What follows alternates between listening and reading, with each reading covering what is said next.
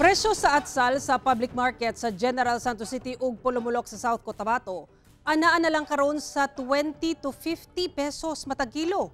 Kinigikan sa 140 to 180 pesos per kilo nga presyo sa milabayng bulan.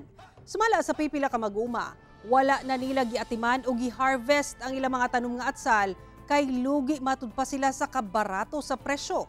Ani ang RTV Presents ni Abby Caballero. Kamatikdang daghan ang supply sa atsal sa mga stall dinhi sa Alunan, Bagsakan sa General Santos City.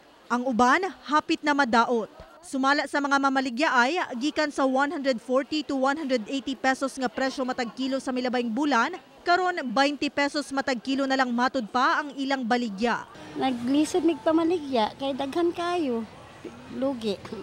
Kumpra sa baye, sa supplier, 10 na lang ang kilo. Tapos karon ginabinta namon 20, wala gihapon. Wala na halin. Mausab ang sitwasyon dinhi sa public market sa Pulumulok, South Cotabato. Mingaw yun siya. Mostly everyday maglabay jud mo og kanang mga reject niya, malataan man yun siya. Gani ang usa sa mga gatanom og atsal sa nasangpit nga lungsod, gipasagdaan na lang ang iyang mga tanom. Pag sugod jud og baba, nya mo costing naman akong expenses sa chemicals, fertilizer, mga 10 to 15,000. Nya harvest na mo ning second fruit, mo halin naman 5k, 3k, di pisit dako kayo.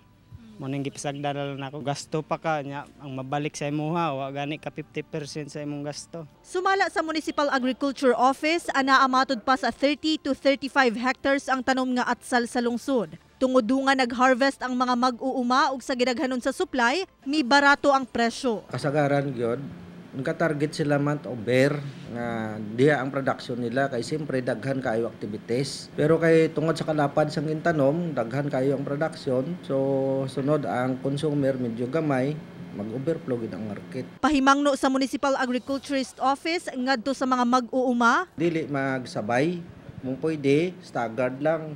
Nahinay ba?